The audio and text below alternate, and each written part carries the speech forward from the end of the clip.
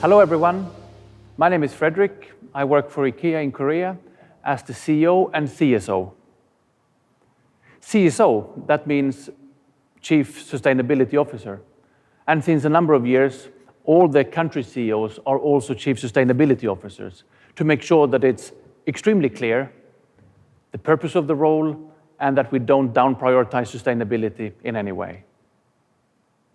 IKEA is a purpose-driven company. Our vision is to create a better everyday life for the many people. This vision was written many, many years ago, but it will never change. And I think it's fantastic because it encompasses so many things. From, of course, making sure that a lot of people have access to good things and that we are a good force, but it also very well includes sustainability. And that is the main topic of today. First of all, I want to talk a bit about democratic design. Actually, anybody could produce something of design. Then it's very subjective whether it's nice design or not, but everybody can produce something with a design. Everybody can also produce a product that has a function, something that is useful. Everybody can also do something that has high quality. On top of that, everybody can actually create something that is very sustainable, that is good for the planet. And lastly, everybody could produce something of a low price. But very few can make sure that all these five go together. You can maybe do one or two or three, but all five of them, very difficult and very few. And I believe that is one of the secrets behind IKEA, that we have this democratic design, where the products that we design and launch fulfill those five dimensions. So they have a form, they have a Scandinavian design, they have a function, they are highly useful, certainly. We are proud of the quality. It's good for the first owner of the product, but we very often see as well that there's a second owner or a third owner, either inherited or bought through an online or offline second-hand market. When it comes to sustainability, also there, our products go through rigorous testing and we really make sure that the negative impact is as small as possible. And of course, this we will talk a lot more about during this session. And lastly then, one of the core things for IKEA, siding with the many people, is to make sure that we have affordability, so that as many people as possible can afford to enjoy our products and services. So this is important to keep in mind when we move on here. Our ambition, even our goal, is to become circular and climate positive by 2030. It's a big ambition. It's an extremely important ambition. Things are going in the wrong way. And we believe we sit with a lot of answers how to change things. We have three ways forward that will actually help us to get there, because we need to become a positive force. And if we start with healthy and sustainable living, we say that what we want to do is to inspire and enable more than 1 billion people to live a better life within the limits of the planet. And this should happen by 2030. Some of the most important things here is, how do we reach so many people and how can we really inspire so many people and enable them to actually make a difference? Of course, here our range is extremely important. We have a range where 70% of the products are made from renewable and reusable materials. That's a big start. It's not enough. We need to get to 100% by 2030, but it's a very good start. But it's also about securing that people are inspired by this, that people actually understand that I can afford it. Sustainable products are not a luxury. At IKEA, we show that you can contribute to sustainability at the same time as you don't need to have a thick wallet. Some examples here from Korea. We measure the sustainable heroes that we have in our range. How big share of our total sales are sustainable heroes? And I'm very proud of the fact that IKEA Korea actually has the highest share in the world when it comes to those products. So there is a big awareness, there is a big willingness in Korea to be part of this, to make sure that we don't ruin the planet for our kids and their kids, but they will actually together try to do something good about it. The second way is about becoming circular and climate positive. And to do this by regenerating resources while growing the IKEA business. As a company, of course, we need to grow. And we need to have the financial means to do that. But for us, it's important to decouple growth from having a negative impact on the environment.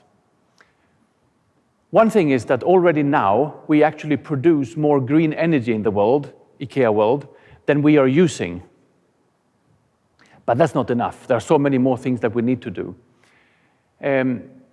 I mentioned about decoupling material use from our growth, but it's also about the virgin fossil fuel. How can we get rid of that? How can we do things differently? And of course, the aim at the end here is to make sure that we limit the global warming to 1.5 degrees, and that we are a positive force behind that for everybody's sake. So we will contribute to a world of clean air and water and an improved biodiversity. A few examples here from Korea.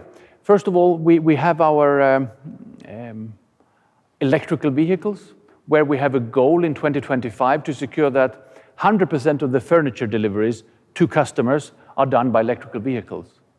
As of the end of November, we reached 30%. At the end of August, we were on 25%. So this is pretty rapid, and it's something that we are certainly proud of here.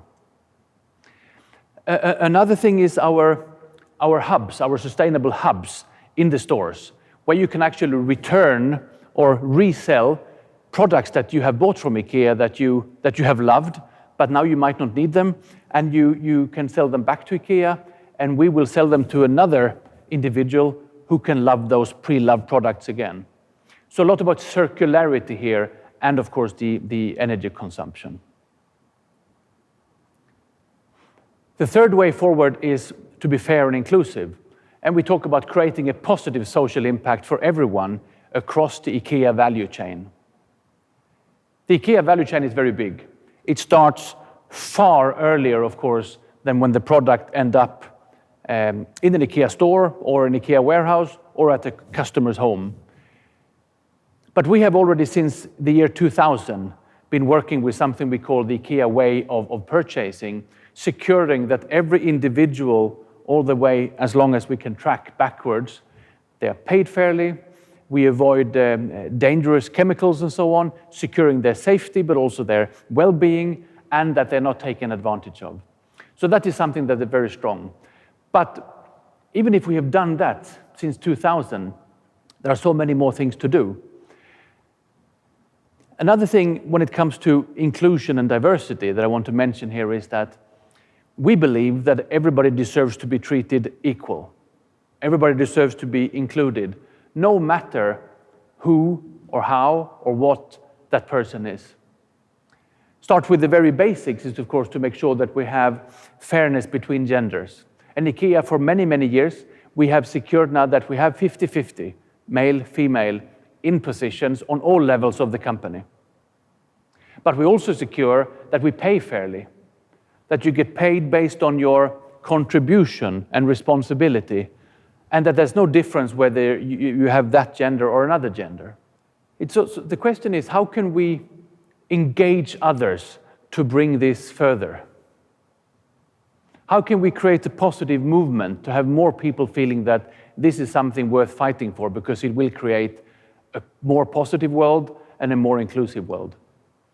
We have, during the last years, also been working a lot to make sure that single moms, the LGBT plus community, and the most vulnerable people, that they are also included.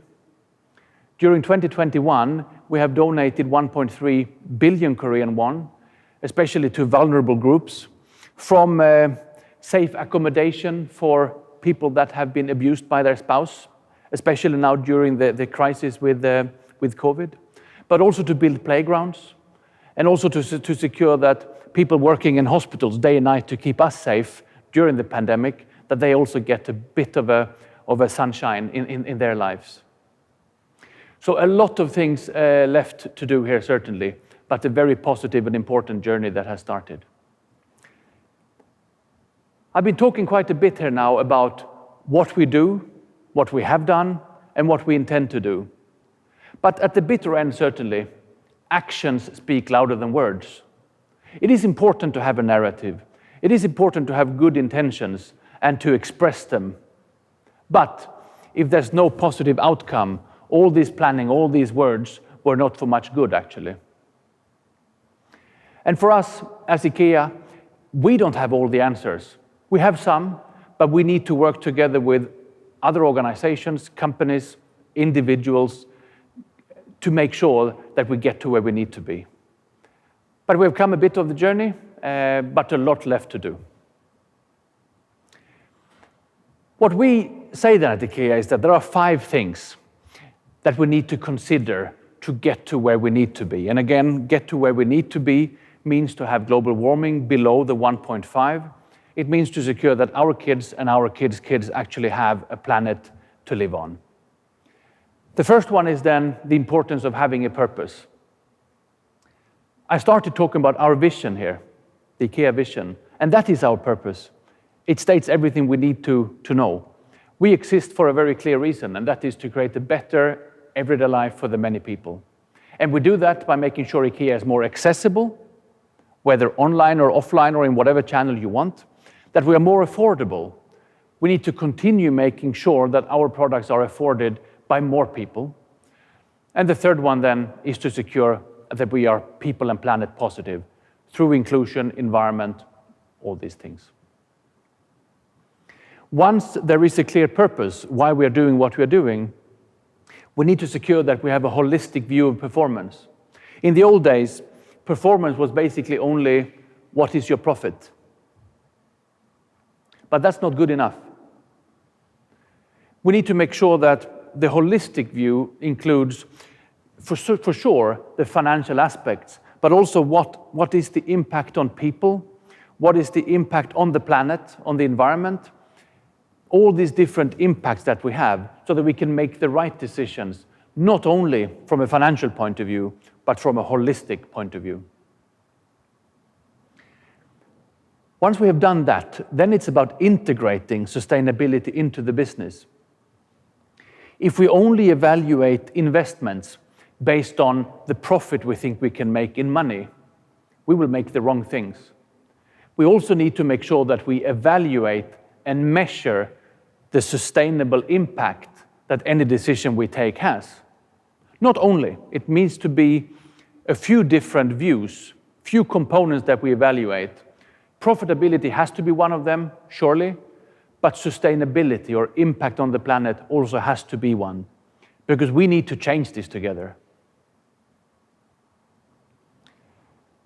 The fourth one is quite a tricky one, and that is tackling dilemmas, busting myths. There are dilemmas, there are myths, and we need together to make sure that we try to reduce or take away those things, because together we can find a way around them. One myth that has existed for many years is that only those with a thick wallet can actually do something about the environment. It's a luxury to think about sustainability. I believe that at IKEA we have shown for quite some time now that it is not a luxury. Through the democratic design, we secure that people with a thin wallet who are not willing or able to pay much for their products can still get the right quality, the nice design they want, with the right function, but also with the sustainable element included. So for us, that is a myth that we hope that we have been able to bust. But there are other myths, there are other dilemmas. And it's clear here that as IKEA, we don't have all the answers. But together, we need to look into what are the dilemmas we need to tackle together, and what are the myths we need to bust. Because there's always somebody coming up and saying that, no, we can't do this because this and that. The fifth one is taking action together. No one can do everything, but everyone can do something. So inaction is not going to work. We all need to bring our knowledge, our passion, our energy to the table and make sure that we do whatever we can to bring the planet to a better place. And for us, we need to work with other businesses, big and small. We need to work with NGOs. We need to work with governments, authorities. We need to work with consumers and to be very open to make sure that if everybody does something, together that will be a lot. Together we can move mountains. Finally, I believe that we have proven time and time again over the past years that it's good business to be a good business. What I mean with this is that it's good business means you grow, consumers like you, they identify with you, they come to you, they buy your products or services. So that's the good business of being a good business. And being the good business is, of course, to be, for example, sustainably aware, that you have a positive contribution. You do something to make sure that the planet becomes a better place. So it's good business to be a good business. So by investing in the right things, you make sure that people that think like you think, people that believe that sustainability is important, they will support you because they know that you are doing your utmost to make sure that you get there. And again, it doesn't mean that we are perfect at IKEA, far from. But we have come a long way, we have a lot more to do, but we need to start now. We all need to start now. If we don't get it done now, it might be too late. So please join the train. 감사합니다.